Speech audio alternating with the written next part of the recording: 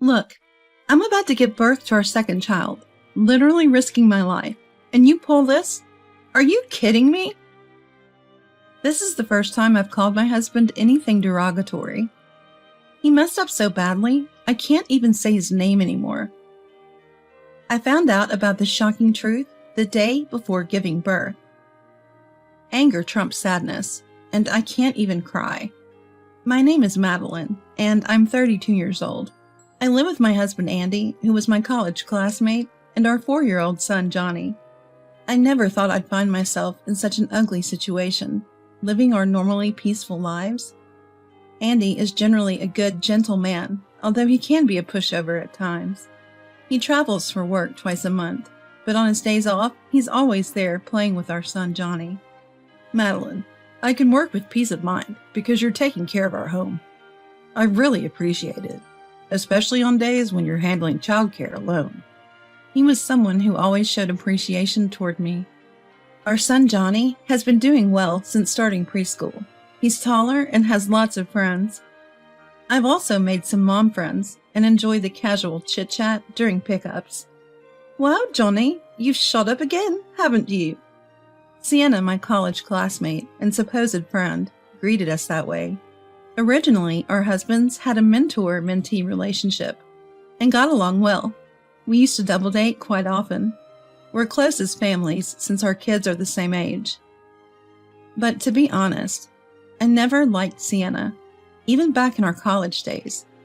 The feeling is mutual among my other mom friends. My husband's getting promoted to department head, you know. We're celebrating at our place tonight. You should come, Madeline, she would say, unsolicited, puffing herself up with self-importance. It didn't make me feel good. This has been the case since college.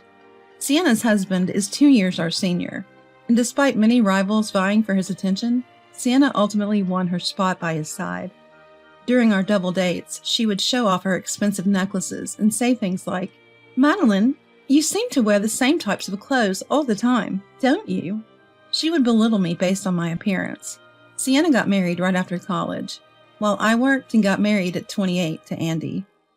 We invited each other to our weddings out of obligation, and she pulled another stunt on my wedding day. When I saw Sienna from the main table, my face tightened. Seriously, Sienna? Her dress was all white, and it was so inappropriate that even the guests were stealing uncomfortable glances. To top it off, she even wore something like a tiara in her hair. Some of her college friends couldn't stand it anymore and rushed over to Sienna. Come on, this is way out of line. Think about how Madeline must feel.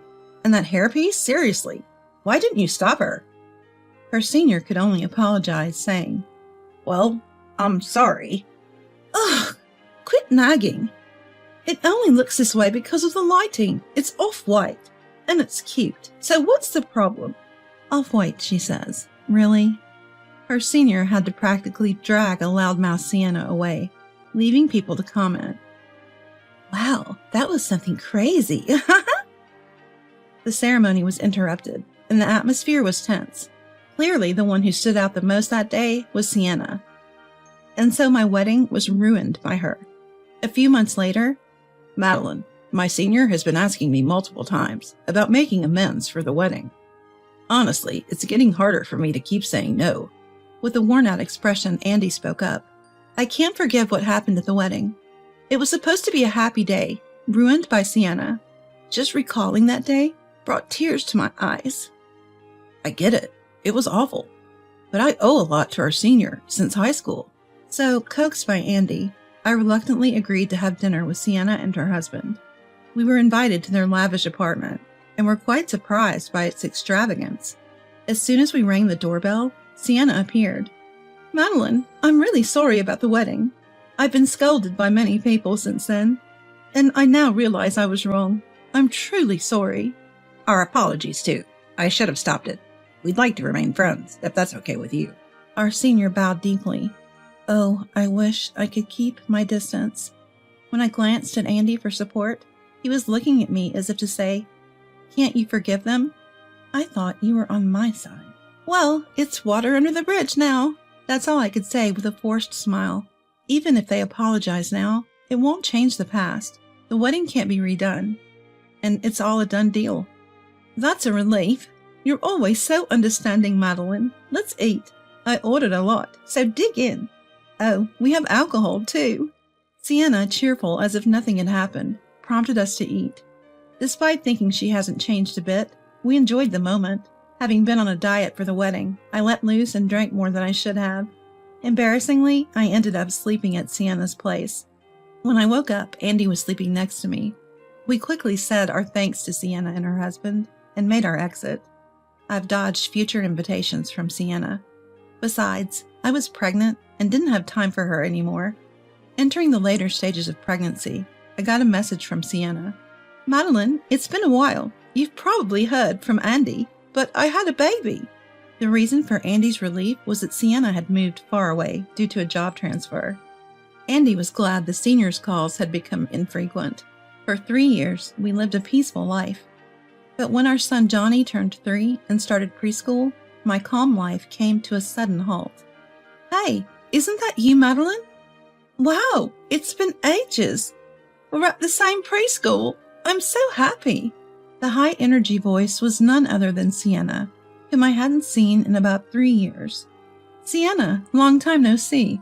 Didn't you say you moved far away? I moved back this year. I don't know anyone here, so it's great to see a familiar face. I wasn't happy at all. I noticed other parents giving us strange looks. The last thing I wanted was to be thought of as her friend. Contrary to high-strung Sienna, her son Elliot greeted me shyly.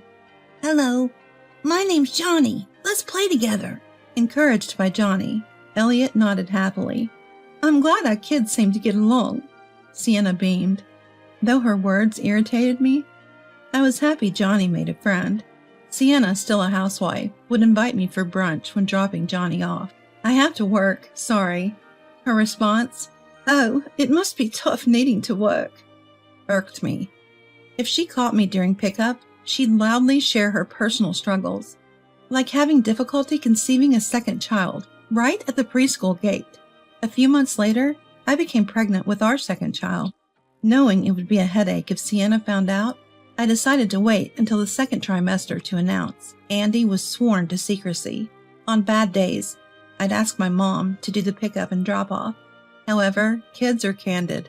A text from Sienna soon landed. Did you get pregnant? I saw your mom do the school run, and Johnny said he's becoming a big brother. I couldn't help but shout, Johnny! In my mind, though I know Johnny isn't to blame. Ever since he learned he was going to be a big brother, he's been talking to my belly every day, excitedly asking if his sibling is coming yet.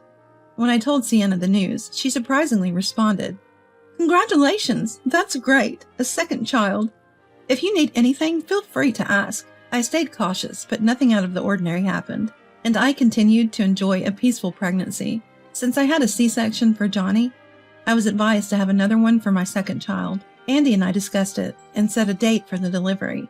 Johnny, Mom is going to be in the hospital for a bit, but I'm leaving you in Papa's hands. I'll be back with your cute little sister, okay? We found out that the baby in my belly is a girl. Don't worry, you can count on me, Johnny said to my request, making me smile as I thought about our dependable son. Oh, sure, you can count on me. It'll be tough for you too, Madeline, but hang in there. I'll bring Johnny to the hospital tomorrow. I noticed Andy has been acting a bit strange lately, but I thanked him and went to the hospital alone by taxi to prepare for the next day's delivery. Shortly after arriving at the hospital, I received a message from Sienna saying she urgently needed to talk. I suggested talking after the baby was born, but she insisted. You'll be busy then, right? So I agreed to hear her out. Soon after, Sienna and her son Elliot showed up. Madeline, I'm sorry for the sudden visit. I just really wanted Elliot to meet your unborn child before she arrives. I was tilting my head at Sienna's confusing words when she blurted out something unbelievable. Look, Elliot, you're going to have a little sister. Isn't that exciting? She really said that. I looked at Sienna with a puzzled expression, wondering if she had finally lost her mind. Elliot also looked at his mom, Sienna, with a worried face. What are you talking about? Well, the reason I came here today is to ask a favor. You see, Elliot is actually Andy's child. My husband and I are separating. But since Elliot is Andy's son, would you consider letting Andy be with us? Kids need a dad, right? What? Hold on. What? Elliot is Andy's son? And I should hand Andy over. My head was spinning from all the information. Regardless of my bewildered look, Sienna continued her story, visibly excited. Sienna, who had been troubled about having a second child, mentioned she took a DNA test. Turns out there was no biological relationship between Elliot and my husband. Remember when Andy came over for dinner a long time ago? Well, Andy and I, you see, in a drunken moment, while my husband and I were asleep, she and Andy had been intimate once. That's how Elliot was conceived, she told me. Even though it was mutual, Sienna admitted it was a clear act of infidelity. Who does that kind of stuff while other people are sleeping? Gross. Is she insane? So Andy and I were both freaking out. We were like, let's take this to the grave. But now, Sienna occasionally laughed while speaking. It was hard to understand her logic, and it broke my heart to see Elliot in this situation. So why should I give Andy to you? I'm going to give birth to his child soon. I wanted to grab this woman by the collar right then and there, but held back. Listen, my husband suddenly says he's quitting his job. He'll be jobless. I can't work, you know, Madeline. You have a job. So give me Andy. Elliot's his son. He should take responsibility. I talked to Andy about this, but he says it's impossible. Can't you persuade him? Her disjointed words made me feel even worse. So that's why he's been acting weird lately. She's got nerve. While Sienna nonchalantly went to the restroom, followed by Elliot, my phone rang. It was Andy. Hello, I said, restraining the urge to scream at him. Hey, Madeline. I can't find Johnny's favorite snack. Where is it? How's the hospital? I can't wait to see Johnny and our new baby tomorrow. Johnny must be happy to have a sibling soon. Ignorant of Sienna's presence, Andy said this innocently. Siblings, huh? If you're talking about Johnny's older brother, he's actually here right now. The moment I said that, silence filled the phone line. Andy seemed to realize something was off, but couldn't find the words. What's going on, Andy? I'm putting my life on the line to give birth to our second child. Are you kidding me? I called him you for the first time. I couldn't even stand to say his name anymore. Just then, Sienna, who had returned from the bathroom, sensed I was on the phone with Andy, and provocatively said, Sorry, Andy, I spilled all the beans. I always knew she was a piece of work, but this is another level of crazy. Andy apparently heard that and said, Why are you there? What the hell do I even say to my boss now? Fed up with Andy, who was still only concerned about himself, I shouted, Will you get real? Get here right now. Yes. He responded and hung up. About 20 minutes later, a pale-faced Andy showed up. When Andy walked in, Sienna said in jest, Look, Elliot, it's your real daddy. Want a hug? Elliot looked like he was about to cry. I had reached my limit and hit the nurse call button. Sienna's voice had been loud as usual. Even the nurse seemed to have heard the conversation and kindly took Elliot to the kids' room, suggesting, Why don't we go play over there? Alone in the now quiet room, Andy said, I have no intention of leaving Madeline. But in my head, divorce was the only option. This man had been deceiving me for 4 years. I was even angry at my ignorant self. But Elliot is technically the eldest son, so give him the father title, won't you? Sienna chimed in, which earned her a glare from Andy. Why is she so confident? What makes her think she has the upper hand here? Feel free to pin this on this sorry man. Take it as compensation for your troubles. At my words, Sienna laughs. Madeline, do you know the statute of limitations is 3 years? It's been 4 years since that incident, so your time is up. Now I understand why she's so bold. Andy, still looking stunned, hears me say, I can't forgive you, Andy, not even this once. And you, Sienna? Why today of all days? This is a joke, and you know the statute starts when you find out about it. So starting today, you've got 3 more years. Congrats! Now you can look forward to that compensation check, I said, reveling in the moment as I enlightened the clueless woman in front of me. Sienna glares at me, her eyes wide. In the silence that fills the room, she says, Andy, Madeline said her piece. Shouldn't we just get married? If you want a child, I could be pregnant again from our recent encounter. Andy interrupts. Enough. Just stop talking. Tears were filling his eyes. Apparently, they'd been involved recently. Were they drunk again?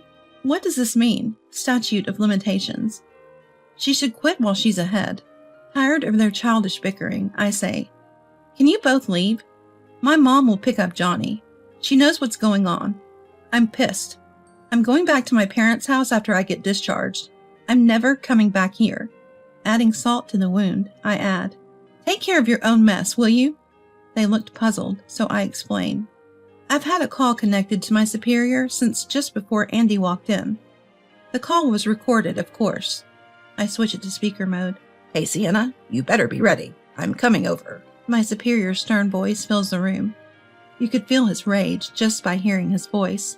I press the nurse call button. Please get these two out.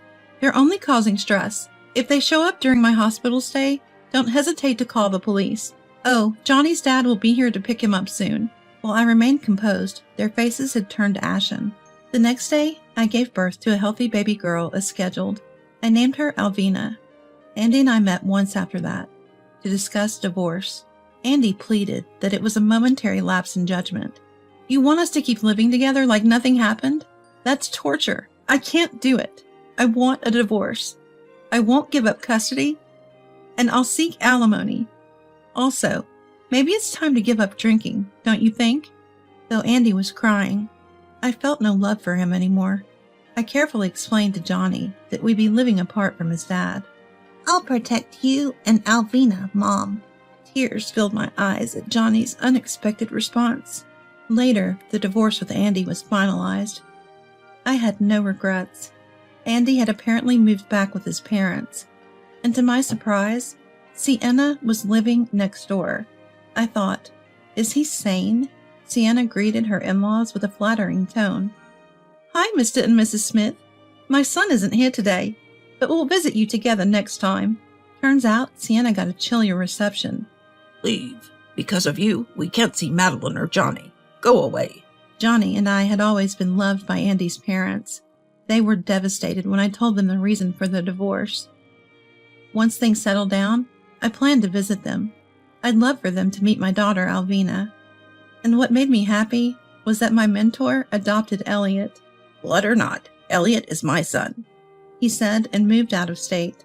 I was attracted to him for his blunt honesty, but now I see he was just selfish, I thought. He had left his job to start his own business, or so I heard. What a foolish woman I was. Both Andy and Sienna ended up paying us compensation in the divorce case, and Sienna's parents disowned her, covering the cost of the divorce on the condition she'd never show her face again.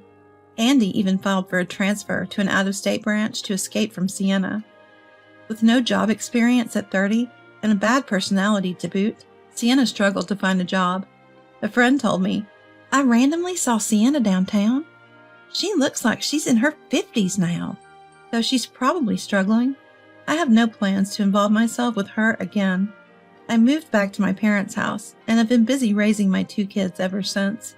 Alvina, you're so adorable, I say. Now that Johnny has become a big brother, he's utterly smitten with his little sister Alvina every single day. Seeing their grandchildren like this, my parents are also head over heels. Getting to see our adorable grandchildren every day is the best thing ever. I recently informed my workplace about the divorce, and they were incredibly supportive. Take your parental leave, and then come back as a full-time employee, they advised.